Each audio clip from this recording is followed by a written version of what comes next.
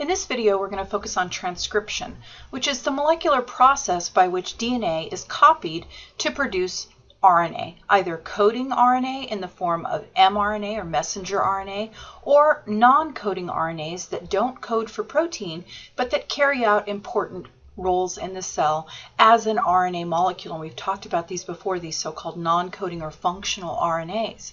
Now, we've talked about DNA replication and the mechanism by which DNA is replicated by those enzymes that we call DNA polymerases. And as I referred to in that lecture, the polymerases, the enzymes that catalyze the copying of DNA to produce RNA, are basically doing so by exactly the same mechanism, reading a template strand of DNA and synthesizing the corresponding strand of RNA using the complementary base pairing rules, with one big exception, of course, which we've talked about before in the course, and that is that RNA does not contain thymine, rather it contains uracil. So during transcription of RNA, in every position where a thymine would be inserted if we were talking about DNA, instead, because we're talking about RNA, we're going to see insertion of a uracil nucleotide instead.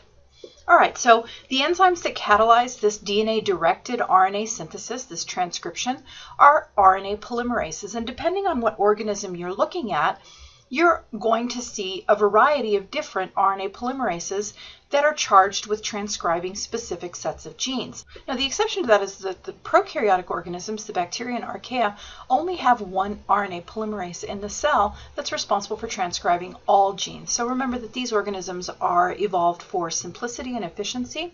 But if you're looking at eukaryotic organisms, then what you would see is that there are different RNA polymerases that are charged with transcribing specific sets of genes, right? Specific types of RNA. So for example, polymerase 1 is responsible for transcribing the genes that encode ribosomal RNAs. So recall that ribosomal RNA is a structural and enzymatic component of the ribosome where protein synthesis takes place.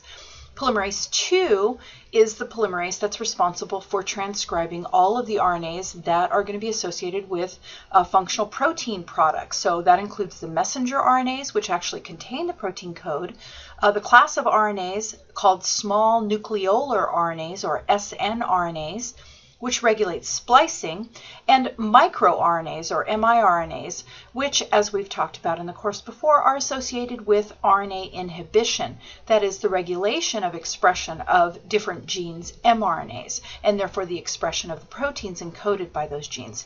Polymerase 3 is responsible for transcribing some of the ribosomal RNAs, and also tRNAs, which, as we've talked about before, are transfer RNAs that are responsible for delivering amino acids to the ribosome during protein synthesis, during translation. And then if you're looking at plants, there would be two additional polymerases, polymerase 4 and polymerase 5, that are responsible for transcribing the genes that encode small inhibitory RNAs, siRNAs, which are sort of functionally equivalent to microRNAs in general, but they're found specifically in plants, and there's a plant-specific mechanism for the inhibition that goes on there. Now, no matter what organism you're looking at or what class of RNA you're looking at, these polymerases are doing basically the same thing.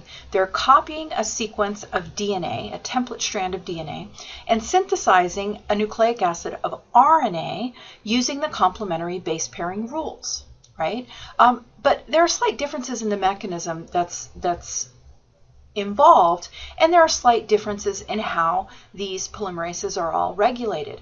Now, because polymerase 2 in eukaryotes is the one that's responsible for transcribing mRNA, and most genes in the eukaryotic genome do encode protein and therefore specify the transcription of mRNA, we are going to be focusing specifically on this polymerase 2 in our discussion of eukaryotic gene transcription, because it turns out that eukaryotes do interesting things in transcribing those mRNA encoding genes and manipulate the sequence of the mRNA in interesting ways that prokaryotic cells do not. So in our discussion of transcription, we're specifically focusing on eukaryotic gene transcription, and furthermore, we're focusing specifically on gene transcription as it's carried out by RNA polymerase 2, which transcribes all of the protein coding genes.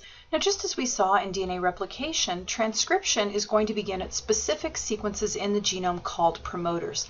Promoters are specific nucleotide sequences that precede the sequence of DNA that's to be copied to produce the mRNA. So if we imagine that this down here at the bottom of the image is a genetic sequence at a gene that's going to be transcribed, and this is the first nucleotide that's going to be transcribed by RNA polymerase to produce the mRNA, so we would refer to that as the transcription start site, and that first nucleotide to be transcribed as the +1 nucleotide.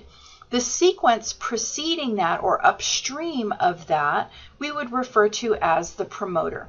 And the promoter is recognized as the beginning of a gene sequence, and this is where we're going to see RNA polymerase positioned so that it can begin transcribing at the correct nucleotide position of the gene. And the promoter can be anywhere from 20 to 50 to 100 to 150 base pairs long, but it's immediately adjacent to the start site of transcription.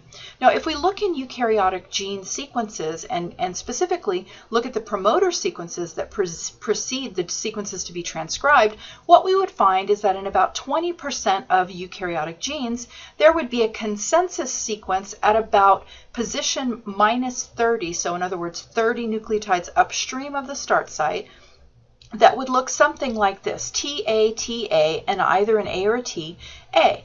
So this is showing us in this diagram the frequency of encountering a specific base at these specific positions upstream of the start site. So at this position at about -30, 82% of the time you find a T there. In the second position, 97% of the time you'd find an A, and so on. So this is what's referred to as a consensus sequence. It's conserved across genes, right? And so very commonly this is what that sequence ends up looking like. And that's referred to as a TATA box for obvious reasons. But that's only 20% of eukaryotic polymerase II promoters. The other 80% of promoters have no consensus sequence. But the first gene promoters that were identified were those that did contain a TATA box, and those are the ones that have been best studied in terms of the mechanism by which transcription is initiated and then elongated. And so that's what we're going to be focusing our discussion on in this video. So it turns out that eukaryotic RNA polymerase II is completely blind to DNA sequence. In other words, it can't recognize promoter sequences on its own. So it needs help. It needs help in finding the promoter sequence of a gene. It needs help in preparing the DNA to be transcribed, which is going to involve separating the two parent strands of DNA. So it requires assistance. And the set of protein complexes that provide that assistance are referred to as general transcription factors. So anytime RNA polymerase II transcribes any mRNA encoding gene or microRNA encoding gene or snRNA encoding gene, it requires the assistance of these general transcription factors to find the gene and get started. So there are a number of different general transcription factors that are required. We're only going to look at the functions of 2 of them. Now, one thing that we should state at the outset is that these transcription factors, even though we're referring to them as individual factors, they're actually large protein complexes, each containing several to dozens of individual polypeptide subunits. So we're talking about a huge molecular complex that's involved with initiating transcription at a promoter of a gene. So just to orient you to what you're looking at here, in gray is our RNA polymerase II. Here's our DNA helix in purple running down the middle. So this would be the polymerase complex that's assembling on the promoter of this gene sequence that's going to be transcribed. And the general transcription factors are named TF2 and then a letter indicating the order in which they were discovered and described. So TF stands for transcription factor, 2 specifically for RNA polymerase II, and then sequential ordering, right? So the only 2 of these general transcription factors that you need to know anything about are the ones called TF2D, which contains a subunit called TBP for TATA binding protein, and as you might imagine, based on that name, that's a protein that's responsible for binding to the TATA box sequence in the promoter. It's what actually recognizes that sequence. So the function of this general transcription factor TF2D is sort of alluded to by its subunit's name, and that is to recognize and bind the promoter. So RNA polymerase II is not able to recognize promoter sequence on its own. It requires the assistance of TF2D and TVP, its subunit, to find those promoters and sit down at the start site of a gene. Now, the other thing that TF2D does when it recognizes the promoter and sits down and binds is that induces a bend in the DNA that's going to make it easy, or easier, I should say, to separate the two strands of DNA so that one of those strands can be copied. All right? So if we're thinking in terms of function, TF2D has those two specific functions to carry out. Now, once TF2D binds, there's a whole set of other general transcription factors that also come along and bind: TF2A, TF2B, TF2F, TF2E. And then the other one that's important in terms of function that you need to know something about is TF2H. And TF2H, again, is a huge molecular complex containing dozens of individual subunits. And TF2H has two specific enzymatic activities that you need to be aware of. Number one, it's a helicase.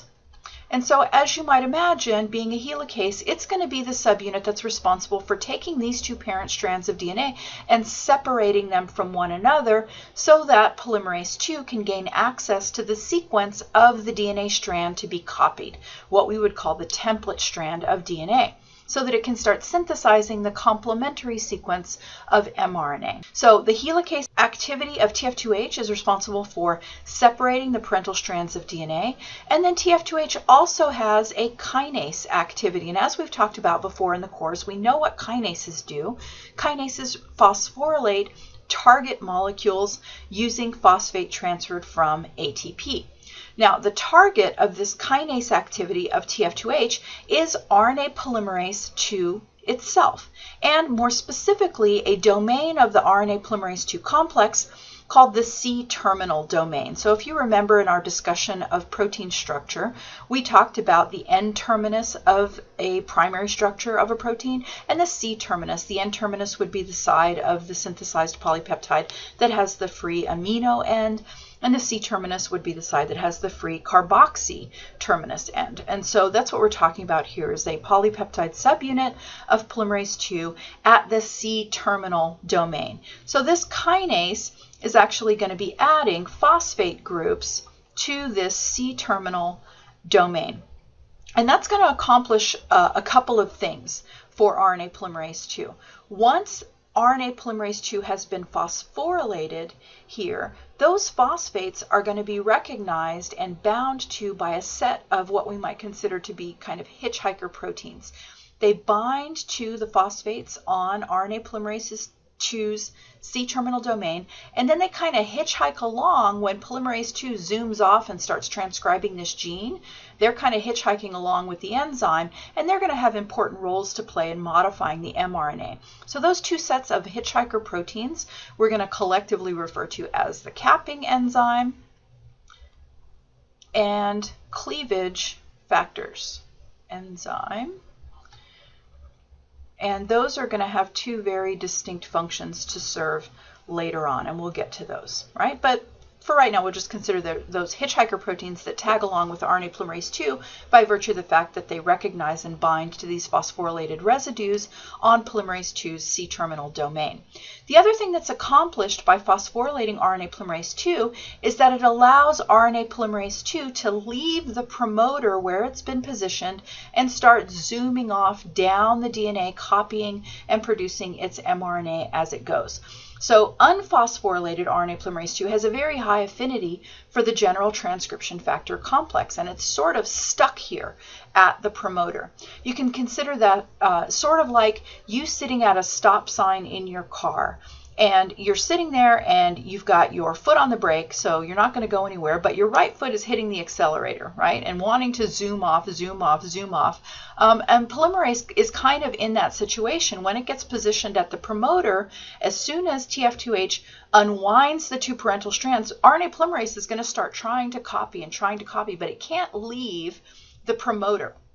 because it's being held there by these general transcription factors and the affinity they have for RNA polymerase. Once RNA polymerase gets phosphorylated, that affinity is disrupted and RNA polymerase 2 just zooms off down the gene, copying as it goes. And that's referred to as promoter clearance. So phosphorylation of the C-terminal domain of RNA polymerase 2 accomplishes two things. It establishes a binding site for these hitchhiker proteins that are going to have important roles to play in the process, and it allows RNA polymerase 2 to clear the promoter and start copying the rest of the gene to be transcribed. And just to make sure that you've got all of that, that it's listed on this next slide so that you have those notes to refresh your memory.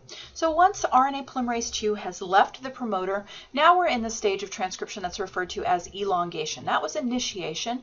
Now we're into elongation. And so here's a nice structural overview of RNA polymerase 2 zooming down DNA. Here's our DNA double helix.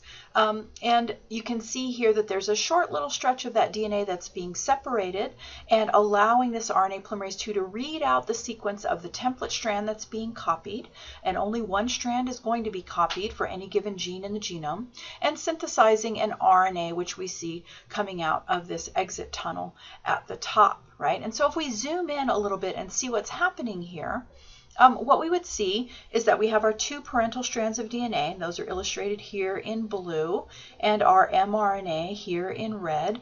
And one of those strands of DNA is serving as the template that is specifying the sequence of the mRNA being produced by the complementary base pairing rules.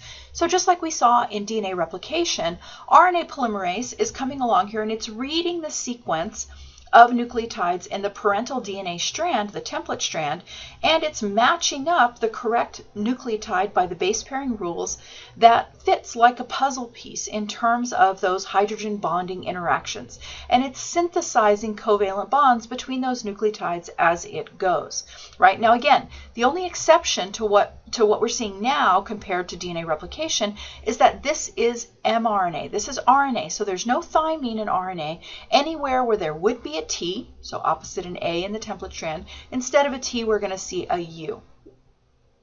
Now, just as we talked about in our discussion of DNA replication, all nucleic acid synthesis has to proceed from 5' to 3'. The mechanism of synthesis for RNA is identical to the mechanism of synthesis for DNA. We have an incoming nucleotide triphosphate that's going to be added on to the 3' hydroxyl group of the growing nucleic acid strand. Two terminal phosphates are going to be cleaved off as a pyrophosphate group, and a new covalent bond formed between the 3' hydroxyl of the preceding nucleotide sugar and the incoming nucleotide. That's identical to what we saw with DNA synthesis. The only difference here is that these are RNA nucleotides, so they would also have that 2' hydroxyl group that DNA nucleotides do not, right? So all of that's identical. So RNA polymerase is going to be zooming along, reading the template strand of DNA and synthesizing the corresponding complementary sequence of RNA by those base pairing rules. So if we compare the sequence of an mRNA with the sequence of the DNA from which it was produced, if we compare it to the template strand of the DNA, what we would see is that those molecules are related in their sequence by virtue of the fact that they're complementary base pairs, right? This sequence in the template strand of DNA, TAGGTT, specified the sequence in the mRNA, AUCCAA, the complement. If we compare the sequence of the mRNA that's been produced to the non-template strand of DNA, what we will see is that the sequence of the mRNA is identical to the sequence of the non-template strand, except for the substitution of U's wherever there was a T in that non-template strand. And that makes sense because what is holding these two strands of DNA together are complementary base pairs, just as the complementary base pairs are specifying the sequence of the newly synthesized RNA, right? So that makes sense. All right, so RNA polymerase is going to keep going down this gene and keep synthesizing this RNA that's specified by the sequence. And ultimately, we're going to get to the end of the gene sequence and we're going to see transcriptional termination taking place. And we'll get to that in just a minute.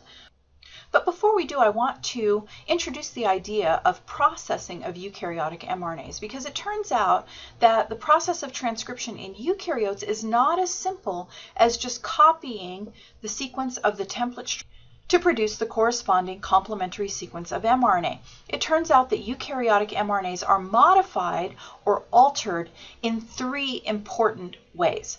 And those are addition of a 5' cap on the 5' end of the mRNA, addition of a 3' poly A tail that consists of a string of adenine nucleotides that gets added onto the 3' end, and splicing, which sees the removal of some sequence of the mRNA and splicing together of the remaining sequence. So let's deal with each one of these in turn. So the first modification that we see happening with eukaryotic mRNA is the addition of this, what's referred to as the 5' cap on the 5' end of the mRNA that's being synthesized.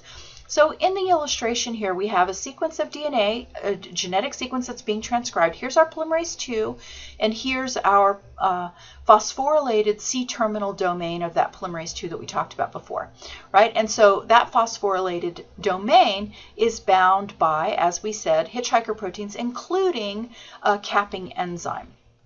So what happens as soon as polymerase II copies the 5' end of that mRNA, produces that 5' end of that mRNA, these capping enzymes bind to the 5' end and add on a guanine nucleotide. So they add a G onto the end. Now, the way that this G is added on is in opposite orientation to the way that nucleotides are normally synthesized. So remember that we usually think of nucleotides being added onto nucleic acid in such a way that the first phosphate of the nucleotide gets joined to the hydroxyl of the 3' carbon. This guanine actually gets added on in such a way that its terminal phosphate, its third phosphate, gets joined to the phosphate that's protruding from this 5' end. So it's sort of a phosphate to phosphate junction, if you will. So it doesn't look like a normal nucleotide covalent bond. It's a little bit different. And so this 5' cap, after it's added, then gets methylated at the 7th position in the nucleotide. And so it's referred to as a 5' methyl guanine cap. And that methyl guanine cap serves 2 purposes in a eukaryotic cell. Number 1, it protects the mRNA against degradation from the 5' end. So remember that we talked about the existence of nucleases that exist in the cell. And if this 5' end was just left dangling naked without this sort of differently structured cap on the end, then those nucleases would come in and sort of bind here and start chewing away, right? Chewing away at that end, degrading the mRNA while it's even being produced. The addition of this cap prevents those exonucleases from recognizing this as the end of a nucleic acid and protects it from degradation. Now, the other important function that's associated with this 5' cap is in the initiation of translation, because it turns out that this 5' cap is recognized by the initiation factors that lead the ribosomal subunits to bind here and begin the process of translation. So if that 5' cap were not added, the initiation factors would not recognize this mRNA, would not guide the ribosomal subunits to this mRNA, and it would not be translated efficiently. All right, so protecting against degradation and then initiation of translation is the other function that's associated with the 5' cap.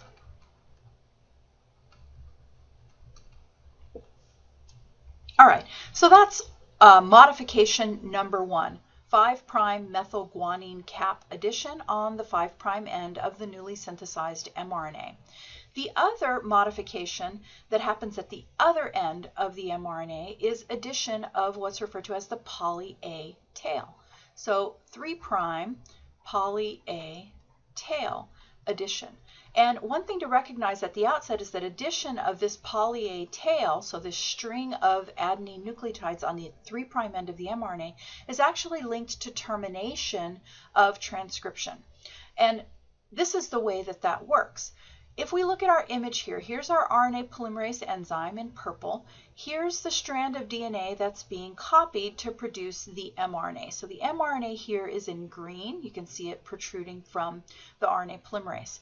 At the end of an mRNA coding gene, there's going to be a specific sequence of nucleotides in the gene sequence. And that sequence is very close to or identical to this sequence right here, TTA, TTT, and that's referred to as the poly A signal sequence.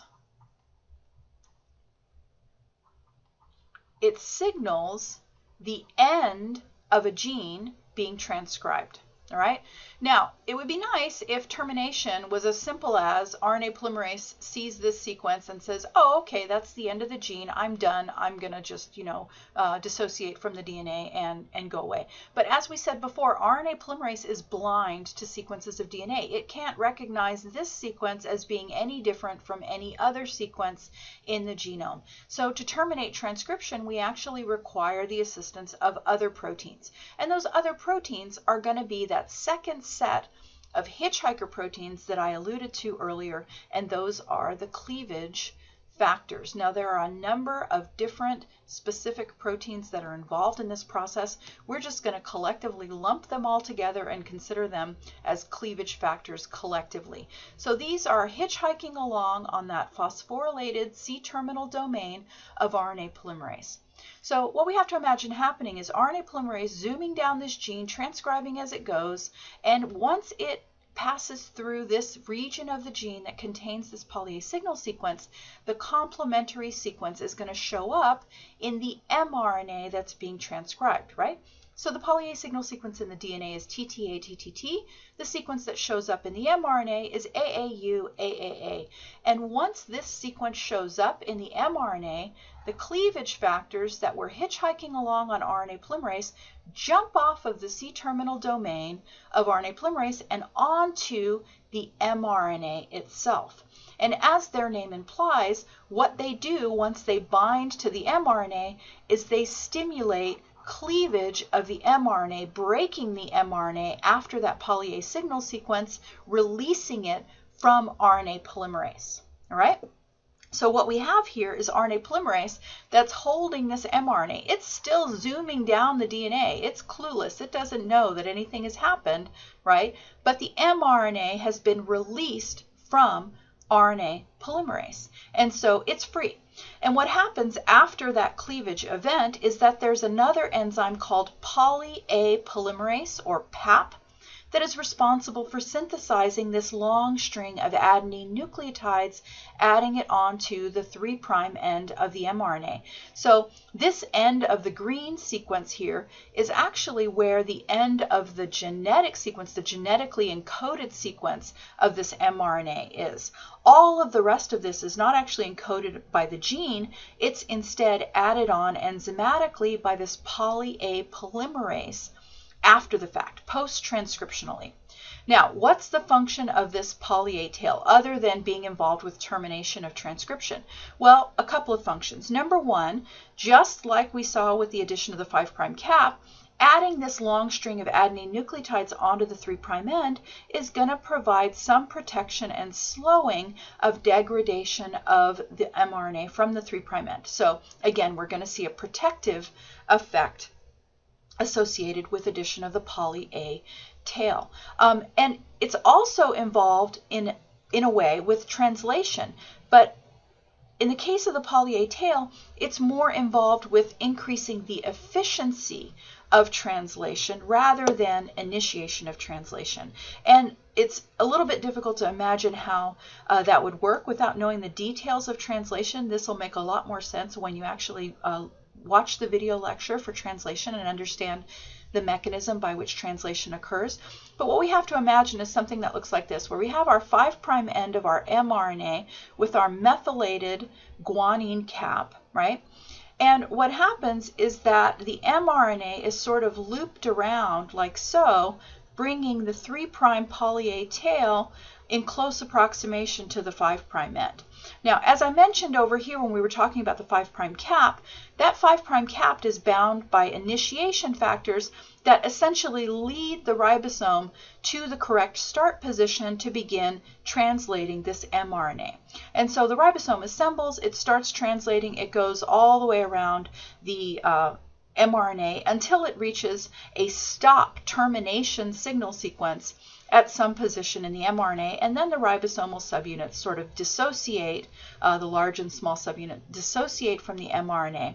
But because of the way that the mRNA is circularized here, bringing the 5' end and the 3' end close to one another, when these dissociate from the mRNA, it's actually pretty easy for a new initiation factor to bind and lead the ribosomal subunits back to the start site where they're going to begin assembling and beginning a new round of translation. So it turns out that if we look at translation of an mRNA, what we would see is a bunch of ribosomes all translating this mRNA simultaneously, zooming around and then dissociating from the mRNA when they reach the termination signal sequence, what's referred to as the stop codon, and then reinitiating a new round. And this circularization of the mRNA makes that process much more efficient.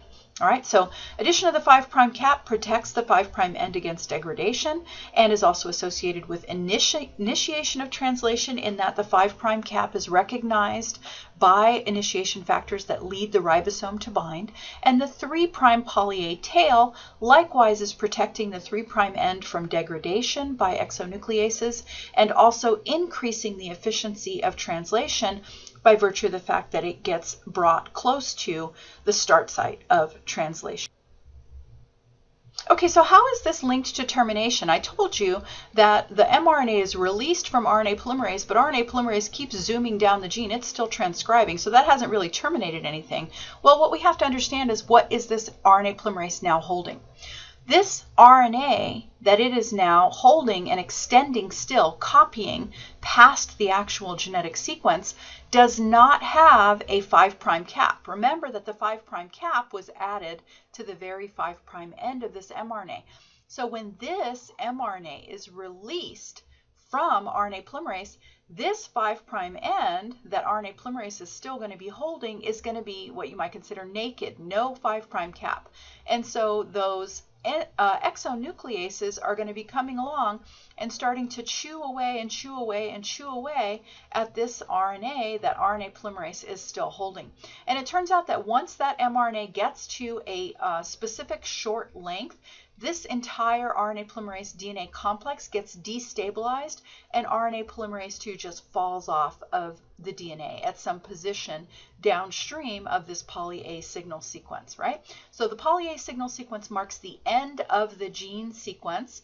RNA polymerase continues on past that, but the mRNA is released from RNA polymerase, and what RNA polymerase is left holding is an uncapped RNA now that gets degraded, and when it's degraded to a sufficiently small size, that destabilizes the RNA polymerase complex from DNA, it falls off, and transcription is terminated. And this little fragment of RNA is ultimately completely degraded, and the nucleotides recycled and used for another round of transcription in the cell.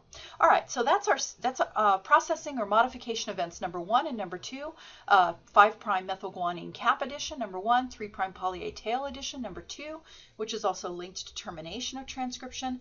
The third processing or modification of RNA that happens in eukaryotic transcription is that the initial copy of RNA produced from the gene sequence is actually cut up and some sequences discarded and the remaining sequences spliced together. And this process is referred to as splicing. So what we're looking at here in the top of this image is the initial, what's referred to as primary RNA transcript or primary mRNA transcript, pre-mRNA, it's also sometimes referred to as. And the sequences in red are actually the sequences that are complementary to the DNA gene sequence. And then what's indicated in yellow here is those additions or modifications that are not actually genetically encoded by the gene, but that are enzymatic additions post-transcriptionally. So addition of that 5' methylguanine cap, addition of that long string of adenines post-transcriptionally on the 3' end. And then what happens is that some specific set of sequence referred to as introns referring to intervening sequences, are spliced out, right? So introns are spliced out, sort of counterintuitive that what's described as being an intron is actually what gets spliced out. And the exons are the remaining sequences illustrated here in dark red, and the exons stay in, right? So introns get spliced out, exons get spliced together, and after this splicing event, what you get is what's referred to as a mature mRNA. This is a mature, fully spliced RNA transcript that's now going to be read by the cell and translated to produce the appropriate protein specified by the sequence. All right, so how does this complicated modification or processing of mRNA get accomplished? Well, this relies on a huge complex of protein and RNA, collectively referred to as the spliceosome. So the spliceosome contains a number of protein RNA complexes called SNRPs, SNRNPs, and they really are referred to as SNRPs. And what SNRNP stands for is small nuclear ribonucleoprotein particle, which is a bit of a mouthful. You can just call them SNRPs, right? But each SNRP contains a small nuclear RNA, sort of represented by this little hairpin stem loop squiggly, and structural proteins that are surrounding and enfolding that small nuclear RNA. So collectively, this whole complex of RNA and protein is what's referred to as the SNRP. And the spliceosome contains several different SNRPs that each have a different role to play in the process, as well as other proteins that are there to stabilize the overall structure of this large molecular complex we call the spliceosome, right? So in order to effectively splice out this intervening sequence that we call the intron, the boundaries here at either end have to be able to be recognized and bound by these SNRPs and very specifically cut and then covalently bonded together, releasing this intervening sequence. And that's exactly what happens in the context of the spliceosome. So individual SNRPs are responsible for recognizing these what are referred to as splice site junctions, and after recognizing them, sort of bringing them close to one another so that they can interact and we can see this enzymatic processing step take place. All right, that's going to lead to cutting out of that intervening sequence, the intron, and splicing together of the exons to yield a continuous, fully processed, mature mRNA. So what actually happens here is a two-step transesterification reaction in which we see the involvement of specific sequences at those splice sites. So here at the 5' end of the intron, we would see a consensus sequence of GU. Here at the 3' end of the intron, we would see a consensus sequence AG, and some 30 nucleotides upstream from that, we would see an adenine nucleotide that's referred to as the branch point adenine. So within the context of the spliceosome and involving the activity of these snRNAs and SNRPs that they're a part of, these sequences in the primary RNA transcript get brought together, and catalysis is going to see them interacting with one another in a very characteristic fashion. All right, so this is a two-step reaction.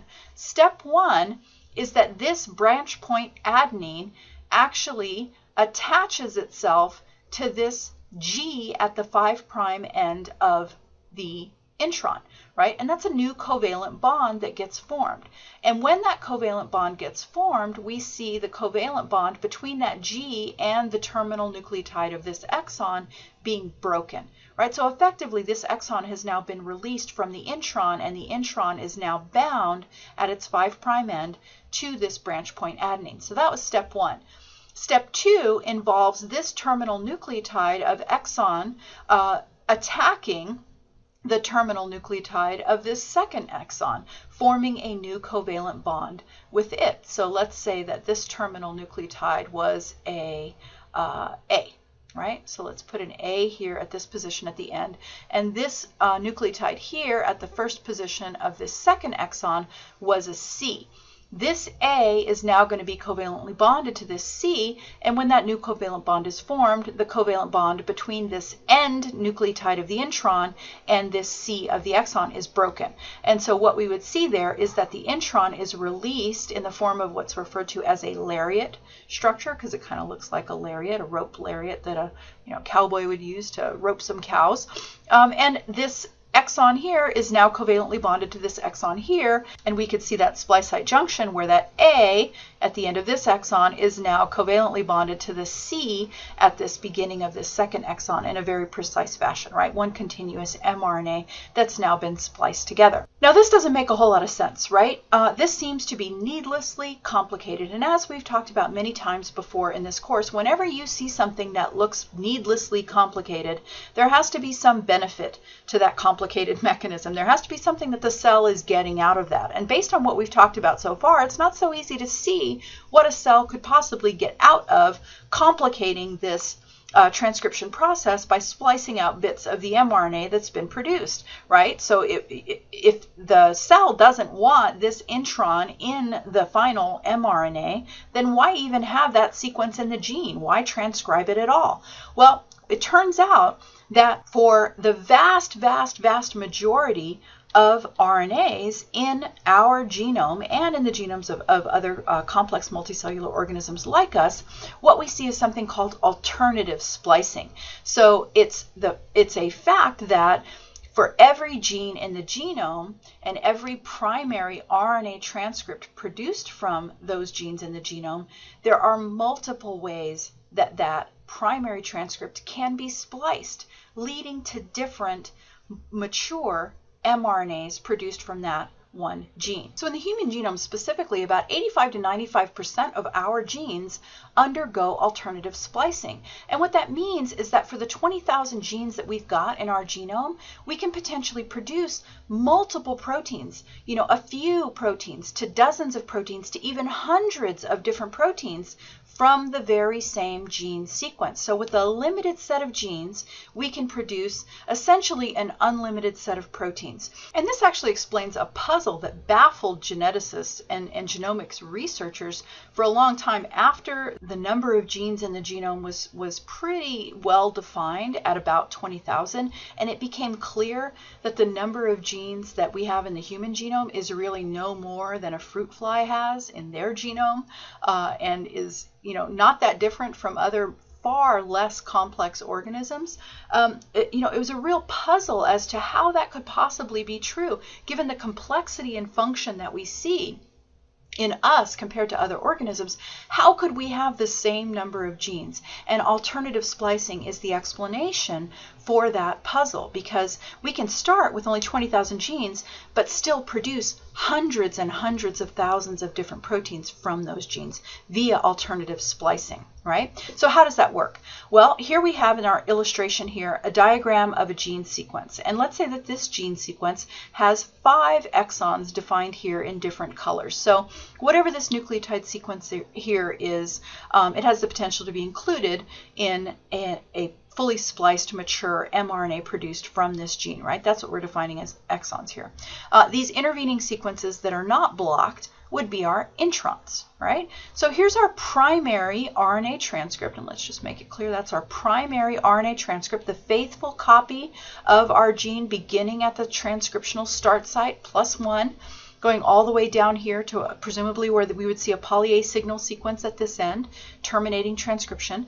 But then once this primary RNA transcript is produced, in different cells or at different time points in development, we could see alternative splicing of that transcript in different ways. So, for example, one possibility might be that each of those 5 exons is spliced together and we get this processed mature mRNA that contains all 5 of those exonic sequences, and that might specify a protein that we call protein A, which has these specific structures that are associated with the sequence encoded by those exons, right? So maybe this initial sequence of exon 1 encodes this particular polypeptide sequence that is going to form these specific secondary structures, these alpha helices that we see here. And maybe that's a transmembrane domain. We don't know. It's some part of this protein, right? But under some circumstances or in other cell types at different time points of development, maybe this primary transcript gets spliced alternatively so that exon 3 is not spliced in, rather it's spliced out, right? So it's actually a part of this intronic sequence on either side, and under those circumstances it gets spliced out and not included in the final processed mRNA. And so what we would have then is exon 1 joined to exon 2 joined to exon 4 joined to exon 5, and the domains that we would see showing up in this protein would be those domains that correspond to those exons. But what we would be missing is the set of protein domains that seem to be encoded by this exon 3 here. And then in other circumstances, in other cell types, at other time points in development, maybe we would see a different splicing pattern occurring with this primary RNA transcript where exon 4 is excluded as part of this larger intronic sequence, and exon 3 gets spliced to exon 5 instead. And so how would that change the protein that's encoded here? Well, we'd be missing whatever this little bit of beta strand loop here is that seems to be encoded by exon 4. So bottom line here is that with one gene sequence and one primary transcript, the cell can splice that primary transcript in different ways to give different protein products from the same gene. And this is a very limited set of proteins, but as I said, you have splicing that can occur in a lot of different ways and give you ultimately hundreds to even thousands of different proteins from the same gene sequence. So there's a lot of diversity that can be introduced in the protein repertoire that's produced in a given cell through alternative splicing. Now, as you might imagine, this is far from random, right? We talked about the fact that at the 5' and 3' splice junctions, we've got a GU, an AG, and then some sequence upstream is going to have that branch point adenine. So every one of these introns is going to have those consensus sequences in it, right? And so we could write those in here, our GU, AG, and then our branch point adenine. So anytime one of these introns gets spliced out, we're going to see that two-step transesterification reaction where this adenine attaches to that guanine, and then this exon is going to become attached to that exon, right? So two-step process. So let's just think about how often we would expect to see this sequence of nucleotides GU showing up in an mRNA. If the sequence were random, we would have 4 possibilities at every position in the genome, and so essentially the likelihood of running into this sequence GU would be 4 to the 2, right? 4 to the 2nd power. That's every 16 nucleotides, right? And so elsewhere in the genome, you're going to have GU sequences appearing. So how does the spliceosome recognize that GU as being a splice site and not inappropriately recognize that GU as a splice site? Well, the answer to that is that the spliceosome, like the polymerase complex that we just talked about, has to have guidance in selecting the correct GU and AG as the splice site. So there's a whole set of accessory RNA binding proteins that are going to be coming along here and binding to specific sequences here in the intron, specific sequences here in the exon, right? That are going to have proteins coming here and binding and recruiting the spliceosome to come and recognize this specific GU as the 5' end of the intron, right? So there's a whole set of RNA binding proteins that bind to sequences that are collectively referred to as enhancers and silencers of splicing. So these GUs and AGs aren't the only sequences in the mRNA that are important for directing correct splicing. Obviously, that could not be the case because these are very short sequences. So these additional sequences are splicing enhancers and silencers that are going to regulate in any given cell whether this boundary gets recognized or not. And so when we see an exon being excluded from an mRNA, then effectively what's happening is, for example, in this case where exon 3 wasn't recognized as an exon and instead was included as part of a larger intron,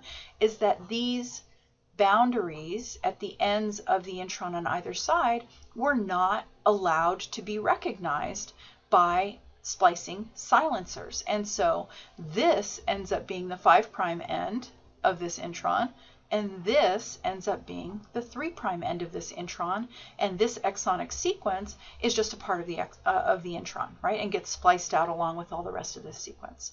And so this is all very, very tightly regulated, as you can imagine, because as we'll see in our translation discussion, there's no punctuation in the genetic code. The ribosome is just going to read the sequence in the mRNA and read those sequences sequentially. And if there was any disruption in the way that these exons were spliced together, such that the coding sequence was changed by deletion or addition of extra nucleotides, then that would completely disrupt these protein sequences that would be assembled at the ribosome, completely disrupting translation. And that can't be allowed to occur, right? Because if that happens, then you end up with non-functional proteins. All right, so what would happen then if there was a mutation in the gene sequence that changed these splice site sequences, or even the sequences of these enhancers and silencers within the primary transcript, such that splicing was disrupted? So for example, instead of having GU at this position, let's say that there was a mutation here that resulted in this G now being an A. Well, what would happen is that this would not be recognized as an intron boundary. And so maybe instead of splicing out this sequence, it would be included in the final processed transcript. And so here, for example, between exons 2 and 3, you'd have all of this sequence sort of being added in there. And all of that nucleotide sequence is going to disrupt the protein sequence that gets added in here, right? And so it turns out that a fairly high percent of genetic disorders in humans are the result of mutations that disrupt splicing, right? So about 10% of human genetic disorders are thought to result from that kind of splicing defect. So it's really important that cells be able to carry out splicing and alternative splicing in a very high fidelity fashion. All right, so we've talked about how a eukaryotic mRNA is transcribed from a template strand of a gene sequence. We've talked about the 3 processing or modification steps that occur with that